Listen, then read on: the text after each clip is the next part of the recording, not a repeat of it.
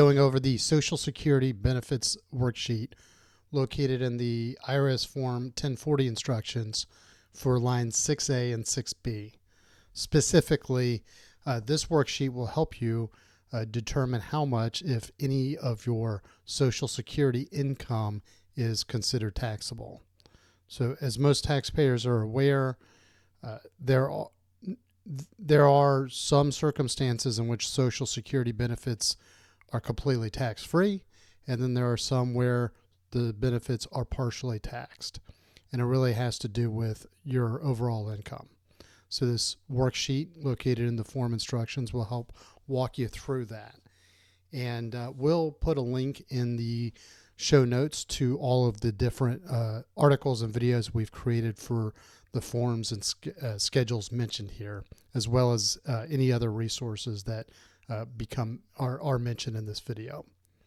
So we've already pre-filled this form. We're gonna walk through line by line so I can explain where you can get this information from when you're doing your tax return. So in line 1, we're gonna enter the total benefits. Social Security benefits are paid on Form SSA 1099, while the retired railroad worker benefits are on Form RRB-1099. These are basically similar programs, they're just different. So if you fall under the railroad worker category, your benefits are treated in a similar manner as Social Security and vice versa. It's just that they are literally two different programs. So in this case, our hero John Doe, he collected $30,000 in benefits last year. That would be in box 5. So in line 2, we're going to multiply that amount by 50%. We get $15,000. So we're going to combine certain amounts that were on John's Form 1040 or 1040 SR. So first, before we begin, I should have mentioned this up front. So you do need to make sure that you've figured out any write-in adjustments on Schedule 1, line 24Z. If you are married filing separately and you lived apart from your spouse for the entire tax year, enter a D to the right of the word benefits on line 6A to avoid a math error notice from the IRS. And then make sure you read the exception criteria to see if you need to use a publication instead of this tax form. So that would be not at the bottom, that would be in the form instructions themselves. So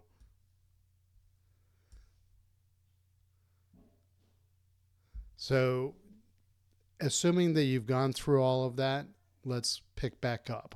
So the amounts from 1040, Form 1040, so line 1Z is a total of a lot of different sources of income, taxable income, specifically Form W-2, household employee wages that weren't reported on Form W-2, tip income that wasn't reported, dependent care benefits that might have been reported on IRS Form 2441 that are taxable employer provided adoption benefits that would come from IRS Form 8839. So these are the taxable amounts that might have been calculated on these different forms. So if you did process a Form 8839 and you did not have a taxable amount, then you should not have that amount flow through to line 1Z. Then line 2B is taxable interest, which should be reported to you on IRS Form 1099-B. The line 3B is ordinary dividends, which would be reported on IRS Form 1099-DIV. Line 4B would be taxable IRA distributions. Lines 5B would be taxable pension income and annuities. Line 7 would be capital gains. If necessary, they would be reported on Schedule D. And then 8 is income items reported on Schedule 1. So in this case, we just said that all of that totaled $50,000. His W-2 income, all of these other sources of income, we just put that as $50,000. In line 4, we're going to add tax-exempt income, tax-exempt interest income, which would come from line 2A of the tax return. So all of those, we're going to add them up into line 5. We arrive at $70,000. Now we're going to enter the total of certain adjustments to income that are on the back of Schedule 1. So there's a long list, and I hope you'll bear with me while I read this. But if you need a reference to a specific form that's mentioned, we'll make sure that that's linked in the show notes. So line 11 includes educator expenses. Line 12 includes certain business expenses from reservists, performing artists, and fee-basis government officials as reported on IRS Form 2106. Line 13 would be the health savings account deduction on IRS Form 8889.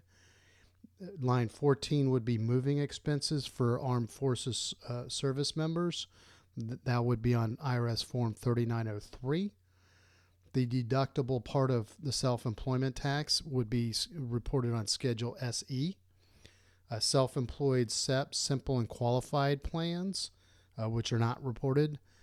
Self-employed health insurance deduction, which may be directly reported on Schedule 1 or may be calculated on IRS Form 7206.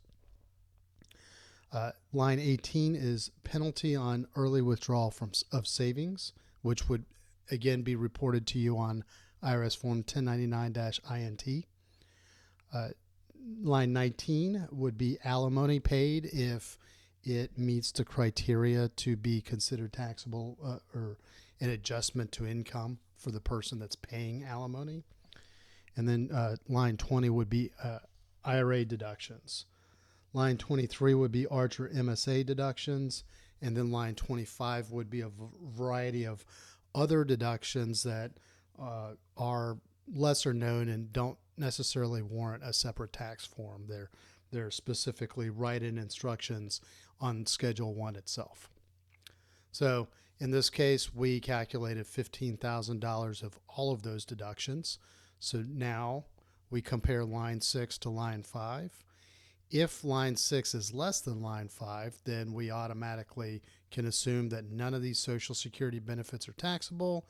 We would enter 0 on the tax return and just keep on going. However, since line 6 is smaller than line 5, we'll simply subtract it and enter the difference down here, which is $55,000. John Doe is a married taxpayer filing a joint return. So we put in $32,000. In line 9, we're going to compare the line 8 amount to the line 7 amount. And it's less than line 7, so we subtract them and we come up with a difference of $23,000. If line 8 were more, then we would safely assume that none of our Social Security benefits are taxable. In line 10, since John Doe is married filing jointly, we entered $12,000. You would enter $9,000 for any other tax filing status. So we're going to subtract that from line 9. So that gives us $11,000. In line 12, we're going to take the smaller of the line 9 or line 10 amount, which is $12,000. We're going to enter 1/2 of that in line 13, so that's $6,000. We're going to now multiply the line 11 amount by 85%. So this amount right here times 85%, we come up with $9,350, which will add to the $6,000 to arrive at $15,350. We're going to go. So for line 17, we're going to go back to line 1, and we're going to multiply this $30,000 by 85%. So this represents the maximum amount of Social Security benefits that John Doe could possibly be taxed on, and that amount is $25,500. So now we take the smaller of those two, of line 16 and line 17, and that smaller amount is $15,350. We would enter that as a taxable Social Security benefit on line 6B of the Form 1040. And that's all we have for this video. However, if you had taxable benefits and they included a lump sum benefit that was for an earlier year, then you may be able to reduce the taxable amount by going through the lump sum election calculation in IRS publication 915. So that additional reference was simply for background information in the case you needed to do that. So lump sum, maybe there was some problems processing your application and you got a lot of back pay that, like for example, if you filed for Social Security at the end of 2022 and it took a while and it got hung up, and then all of a sudden in 2023 you got paid for 3 months worth of income that should have been reported in 2022, then you would use that lump sum election worksheet calculation and see if that lowers your taxable income for 2023. So that's all we have for this.